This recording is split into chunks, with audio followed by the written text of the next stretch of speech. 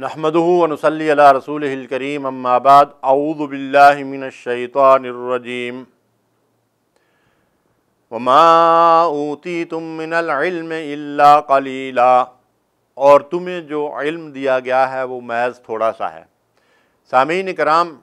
علم اور انسان کی حقیقت اور ابتدا کیا ہے؟ سائنس ہمیں یہ بتاتی ہے کہ انسان جنگلوں اور بیابانوں میں رہتا تھا اور علم اور آگہی سے بالکل ناآشنا تھا، بلکہ پہلے وہ حیوانات کی شکل میں تھا، اور موجودہ انسان کی جو شکل و صورت ہے یہ اس کی ارتقائی اور ترقی یافتہ شکل و صورت ہے، اور علم سے بھی وہ بہت دیر سے اور بہت بعد میں آشنا ہوا۔ لیکن قرآن مجید اس چیز کی تردید کرتا ہے اور یہ حقیقت ہمارے سامنے واضح کرتا ہے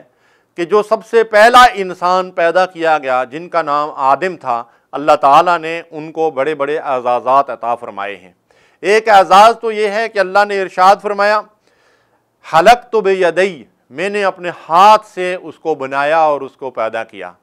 تو آدم کا پتلا اللہ تعالیٰ فرماتے ہیں کہ میں نے اپنے ہاتھ سے بنایا، یہ انسان کے لیے بہت بڑا اکرام اور بہت بڑا اعزاز ہے۔ اس کے بعد ارشاد فرمایا وَلَقَدْ كَرَّمْنَا بَنِي آدم، فرمایا کہ میں نے اپنی ساری مخلوق پہ آدم کی اولاد کو، آدم کو فضیلت اور بزرگی عطا کی ہے۔ ایسا نہیں ہے کہ انسان پہلے دمدار جانور تھا اور پھر آہستہ آہستہ ترقی کرتے کرتے وہ جو انسان کی موجودہ شکل کے اندر جو ہے وہ پہنچ گیا۔ نہیں، ایسی بات نہیں ہے۔ حقیقت یہ ہے کہ پہلا انسان جو دنیا کے اوپر آیا اور اللہ تعالیٰ نے اس کو پیدا کیا، اس انسان کی کیفیت یہ تھی کہ لَقَدْ خَلَقْنَا الْإِنسَانَ فِي أَحْسَنِ تَقْوِيمٍ، اللہ تعالیٰ نے اس کی بہترین صورت گری کی تھی، اور اس کا ظاہر اور باطن حسین تھا، بہترین شکل و صورت بھی اسے دی تھی، بہترین اعضاء و جوارے سے بھی اسے نوازا تھا، اور عقل اور فہم کی وہ صلاحیتیں اسے عطا کی تھی جو کسی اور انسان اور کسی اور مخلوق کو اللہ تبارک و تعالیٰ نے عطا نہیں فرمائی ہیں۔ اور پھر اس انسان کا اعزاز آپ یہ دیکھیے کہ پہلا انسان جو اللہ تعالیٰ نے اس زمین پہ اپنا خلیفہ اور نائب بنا کر بھیجا، اسے مکمل آگہی اور شعور اور علم عطا کیا۔ وَعَلَّمَ آدَمَ الْأَسْمَاءَ كُلَّهَا،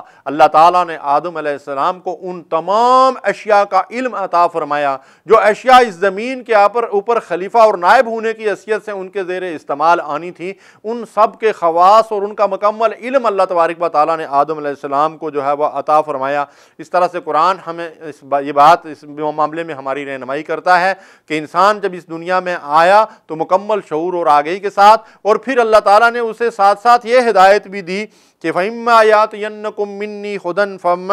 فَمَنِ اتَّبَعَ هُدَايَ فَلَا يَضِلُّ وَلَا يَشْقَىٰ، میں زمین میں بھیج کر پیچھے سے تمہارے لیے جو ہے وہ وہی بھیجتا رہوں گا، تمہاری رہنمائی کروں گا، جو میری اس سے جو ہے وہ وہی کا اتباع کرے گا، اس کے پیچھے چلے گا، اس کے مطابق عمل کرے گا، وہ نہ تو گمراہ ہوگا اور نہ بدبخت ہوگا۔ اس لیے اللہ تعالیٰ نے انسان کو اس زمین میں اپنا خلیفہ اور نائب بنایا، اور اس کو جو ہے اللہ تعالیٰ نے آسمانوں سے اس کی ہدایت اور رہنمائی کے لیے وحی ہر دور میں نازل فرمائی، اور اس وحی کی مکمل شکل آج قرآن مجید کی صورت میں ہمارے لیے موجود ہے، جس کی رہنمائی میں زندگی بسر کر کے ہم آخرت میں کامیاب ہو سکتے ہیں اور دنیا میں بھی ہمیں خوشحالی نصیب ہو سکتی ہے۔ اللہ ہمیں عمل کی توفیق دے۔ وصلی اللہ علی نبینا محمد۔